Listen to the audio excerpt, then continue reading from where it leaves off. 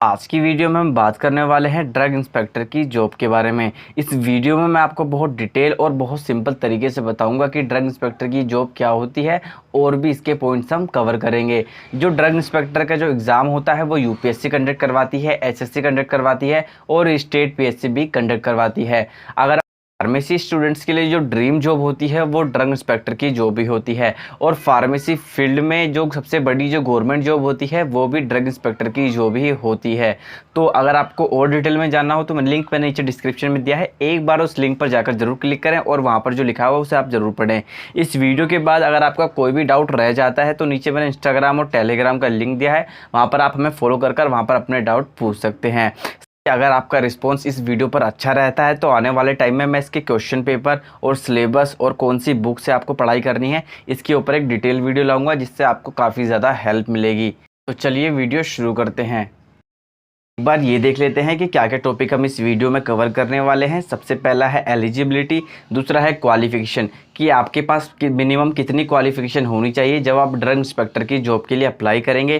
तीसरा है exam pattern. Exam pattern को आपको काफ़ी ध्यान से समझना है क्योंकि एग्ज़ाम पैटर्न ही मेन होता है और उसमें जो सब्जेक्ट आपको बताए जाएंगे उन सब्जेक्ट पर आपको ज़्यादा ध्यान देना है। चौथा है एक्सपीरियंस रिक्वायर्ड कि आपके पास मिनिमम कितना एक्सपीरियंस होना चाहिए जब आप ड्रग इंस्पेक्टर की जॉब के लिए अप्लाई करेंगे। और पांचवा पॉइंट है पावर ऑफ ड्रग इंस्पेक्टर, इसके बारे में भी थोड़ी बहुत हम बात करेंगे। और जो छठा है वो है हाउ टू प्रिपेयर, इसमें आपको मैं बहुत बेसिक ट्रिक बताऊंगा जिससे आप बहुत आराम से ड्रग इंस्पेक्टर का जो एग्ज़ाम है वो क्लियर कर सकते हैं। और सातवां है को सब्जेक्ट्स। दोस्तों जब मैं आपको सब्जेक्ट बताऊंगा तो आपको सब्जेक्ट्स पर ध्यान देना है, और अगर आप उन सब्जेक्ट पर ध्यान देंगे तो आपका बहुत आसानी से आपका ड्रग इंस्पेक्टर का जो एग्ज़ाम है वो क्लियर हो जाएगा। लेकिन उसके लिए आपको बहुत ज़्यादा मेहनत करनी होगी, और जो आपके बेसिक्स होने वो आपके बेसिक्स बिल्कुल क्लियर होने चाहिए, तभी आप ये एग्ज़ाम क्लियर कर पाएंगे। बात करते हैं क्वालिफ़िकेशन की कि आपके पास मिनिमम कितनी क्वालिफ़िकेशन होनी चाहिए जब आप ड्रग इंस्पेक्टर की जॉब के लिए अप्लाई कर सकते हैं। तो पहला है डिग्री आपके पास होनी चाहिए फार्मेसी की, यानी आपके पास बी फार्मा की डिग्री होनी चाहिए। अगर आपके पास बी फार्मा की डिग्री नहीं है तो आपके पास फार्मास्यूटिकल साइंस की डिग्री होनी चाहिए, या फिर आपके पास डिग्री इन मेडिसिन होनी चाहिए। अगर आपके पास इन तीनों डिग्री में से कोई भी डिग्री नहीं है तो आपके पास और भी डिग्री है जिससे आप अप्लाई कर सकते हैं।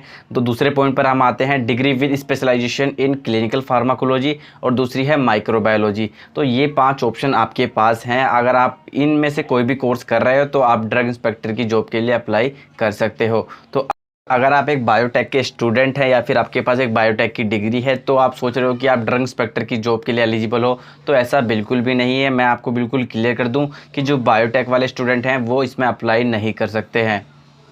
बात करते हैं कि कितना आपको एक्सपीरियंस रिक्वायर्ड है ड्रग इंस्पेक्टर की जॉब के लिए। अगर आपके पास पांचों डिग्री में से कोई डिग्री है या फिर आप वो पढ़ाई कर रहे हैं तो उसके बेसिस पर ही आप अप्लाई नहीं कर सकते, आपके पास एक्सपीरियंस होना भी ज़रूरी है।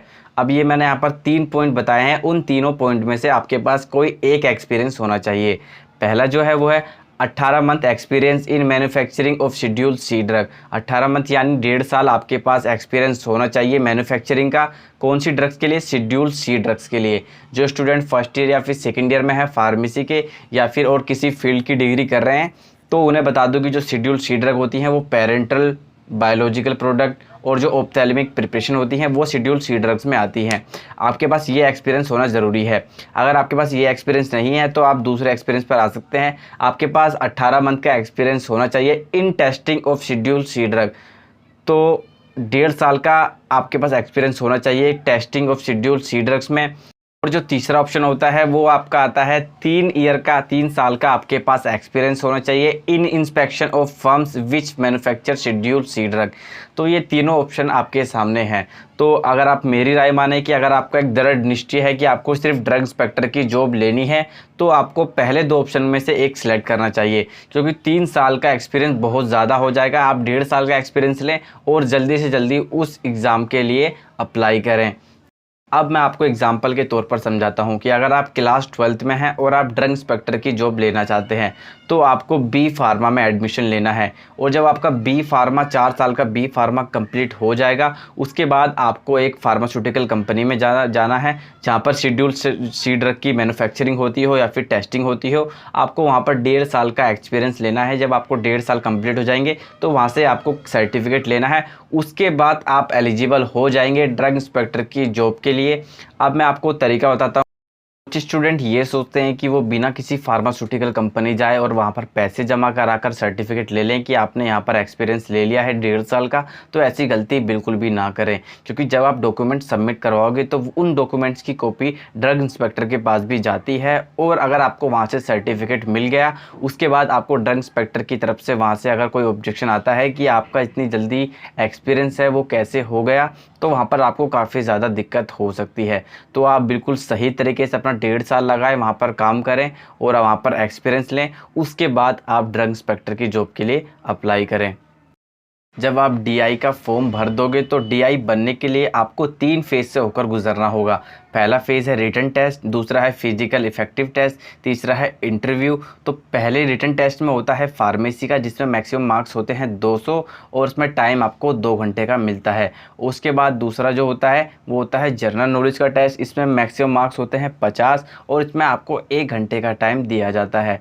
और इसमें जो फार्मेसी का जो टेस्ट होता है इसमें सब्जेक्ट आते हैं forensic science, manufacturing pharmacy, pharmacology, medicinal chemistry, pharmaceutical analysis, और आपकी आती है hospital and clinical pharmacy, anatomy, physiology and health education. जब आप बी फार्मा का कोर्स करोगे तो आपको ये सारे सब्जेक्ट पढ़ने को मिलेंगे। उसके बाद अगर आपका जो रिटन टेस्ट है वो कंप्लीट हो जाएगा, यानी आपका क्वालिफाई हो गया, उसके बाद आपकी फ़िजिकल यानी आपकी हेल्थ को देखा जाएगा कि आपकी हेल्थ कैसी है। फिजिकल इफेक्टिव टेस्ट आपका होगा। उसे पार करने के बाद आपका इंटरव्यू आएगा। इंटरव्यू देने के बाद अगर आप इंटरव्यू दे देते हैं, उसमें आपको अच्छे मार्क्स मिल जाते हैं, उसके बाद आपको डीआई की पोस्ट पर नियुक्त कर दिया जाएगा। मैं आपको ड्रग इंस्पेक्टर की जॉब की थोड़ी सी रियलिटी बता देता हूं। आपको सुनने में काफ़ी अच्छा लगा होगा कि इतनी ये टेस्ट है, इतनी क्वालिफिकेशन चाहिए, उसके बाद आप ड्रग इंस्पेक्टर बन जाएंगे। लेकिन दोस्तों ये इतना भी आसान नहीं है। आसान क्यों नहीं है? क्योंकि इसकी वैकेंसी ही नहीं निकलती। कभी 2 साल में, कभी 3 साल में 1 वैकेंसी, 2 वैकेंसी, 3 वैकेंसी ऐसे निकलती है। ऐसा इसलिए होता है कि अगर हम एग्जाम्पल के तौर पर मान के चलें कि राजस्थान के अंदर 100 ज़िले हैं, तो 100 के हर ज़िले का एक ड्रग इंस्पेक्टर होता है। जब वो रिटायर होंगे उसके बाद ही उसकी पोस्ट निकलेगी और वहाँ पर आप अप्लाई करेंगे। तो ये काफ़ी ज़्यादा दिक्कत होती है कि इसमें जो वैकेंसी होती है वो बहुत कम आती हैं। और अब बात करते हैं कि आपको प्रिपरेशन कैसे करनी है। मैं बिल्कुल स्टार्टिंग से लेकर चलता हूं कि अगर आप 12th क्लास में हैं तो 12th क्लास में आपको किसी और फील्ड में जाने की ज़रूरत नहीं है, कोई और सा कोर्स करने की ज़रूरत नहीं है। आपको सीधा बी फार्मा करना है। बी फार्मा करने का फ़ायदा ये होगा कि जब आप डीआई के एग्ज़ाम में बैठेंगे तो वहाँ पर जो फार्मेसी का जो सेक्शन होगा, जो फार्मेसी के क्वेश्चन होंगे, वो आप आराम से सोल्व कर पाएंगे। तो किसी और डिग्री में जाने की ज़रूरत नहीं है, आपको बी फार्मा में एडमिशन लेना है। उसके बाद आप सेकेंड ईयर में आ जाओगे तो उसके बाद आपको पता चल जाएगा कि आपको कैसे पढ़ाई करनी है, कैसे बेसिक्स क्लियर करने हैं और कैसे आपको अपने नोट्स बनाने हैं। तो आपको सेकेंड ईयर से ही जीपैट एग्ज़ाम की तैयारी करनी है। सेकेंड ईयर से ही आपको डीआई की तैयारी करने की कोई ज़रूरत नहीं है, आपको सिर्फ जीपैट एग्ज़ाम की तैयारी करनी है। जीपैट एग्ज़ाम बी फार्मा के बाद एक एग्ज़ाम होता है, जो एग्ज़ाम क्वालिफाई करने के बाद आपको काफ़ी अच्छे जो फार्मेसी कॉलेजेस हैं, आप वहाँ से मास्टर इन फार्मेसी कर सकते हैं। और जो स्टूडेंट इस एग्ज़ाम को क्लियर करता है उसको 12,400 रुपये पर मंथ स्टाइफंड मिलता है। तो आपको इस एग्ज़ाम की तैयारी करनी है, क्योंकि जो ज़्यादातर ड्रग इंस्पेक्टर होते हैं, अगर आप किसी से भी आपको बात करने का मौका मिले तो आपको पता चलेगा कि जो ज़्यादातर ड्रग इंस्पेक्टर होते हैं उनके जो जीपैट एग्ज़ाम होता है उनका वो क्वालिफाई होता है और उनकी काफ़ी अच्छी रैंक वहाँ पर होती है। क्योंकि जो जीपैट एग्ज़ाम में काफ़ी हाई लेवल पर क्वेश्चन पूछे जाते हैं, यानी आपके बेसिक्स क्लियर होनी चाहिए वहाँ पर, ये ज़्यादा इंपॉर्टेंट करता है। और जब आप डीआई के जब आप एग्ज़ाम दोगे तो वहाँ पर काफ़ी हाई लेवल के क्वेश्चन पूछे जाएंगे, जैसे कि आप जो फार्मासिस्ट एग्ज़ाम होते हैं उनसे तो काफ़ी लेवल उनका हाई होता है। तो जीपैट में भी उसी लेवल के क्वेश्चन आते हैं। आप जीपैट की तैयारी करेंगे तो आपके हर चीज़ आपके लिए क्लियर हो जाएगी, क्योंकि आप जीपैट में जो 3 साल का होता है, वो जो 3 साल का first year, second year, third year, उसका सिलेबस ही आता है। तो आपके सारे जो क्वेश्चन हैं, सारे जितना भी सिलेबस है आपका कंप्लीट हो जाएगा और डीआई में आपकी काफ़ी ज़्यादा हेल्प हो जाएगी। तो आपको स्टार्टिंग में जीपैट की तैयारी ही करनी है। अब बात करते हैं power of DI. Drug inspector की क्या क्या पावर होती है। जो पहला होता है वो होता है इंस्पेक्ट, यानी आप किसी भी मेडिकल स्टोर पर, होलसेल स्टोर पर या फिर आप किसी मैन्युफैक्चरिंग कंपनी में आप कभी भी जा सकते हैं और वहाँ पर जाकर उन दवाइयों के डॉक्यूमेंट्स, उनकी टेस्ट की सैम्पलिंग कर सकते हैं। और आपको जो भी अगर लगता है कि यहाँ पर कुछ गलत हो रहा है तो आप उसकी जाँच वहाँ पर कर सकते हैं। और जो दूसरा पॉइंट है, take any sample of drug. जब आप किसी पे एक जगह या आप जब आप छापा मारने जाएंगे, छापा मारना तो एक लोकल लैंग्वेज में कहते हैं, अगर आप छापा मारने जाएंगे तो आप कोई सा भी ड्रग का सैंपल ले सकते हैं। वो ये नहीं कहेगा कि ये महंगी है तो आप इसका सैंपल मत लो, ये सस्ती है तो इसका सैंपल ले लो, ऐसा नहीं है। आप जो मर्जी चाहे, जिस ड्रग का चाहे, आप उसका सैंपल लेकर आप उसको टेस्टिंग के लिए भेज सकते हैं। तीसरा है स्टॉप एंड सर्च। यदि आप किसी मैन्युफैक्चरिंग कंपनी में जाते हैं और वहाँ पर काम चल रहा है तो आप उस काम को रुकवा सकते हैं कि ये काम चल रहा है, यहाँ पर वो हमें इंफॉर्मेशन मिली है कि गलत है, तो आप उस काम को रुकवा भी सकते हैं और वहाँ पर सर्चिंग भी करवा सकते हैं। तो ये काफ़ी ज़्यादा पावर होती है एक ड्रग इंस्पेक्टर की। तो इस वीडियो में दोस्तों इतना ही, मैं इसके ऊपर एक और डिटेल वीडियो लाऊंगा। तो आज के लिए इतना ही, बाकी कोई डाउट रह जाता है तो आप मुझे इंस्टाग्राम, टेलीग्राम और फेसबुक पर मुझे वहाँ पर फॉलो कर सकते हैं। उसका लिंक आपको नीचे डिस्क्रिप्शन में मिल जाएगा। और एक और लिंक जो मैंने नीचे डिस्क्रिप्शन में दिया है उसको भी देखिएगा, वहाँ पर भी मैंने एलिजिबिलिटी वगैरह के बारे में काफ़ी डिटेल में बताया है।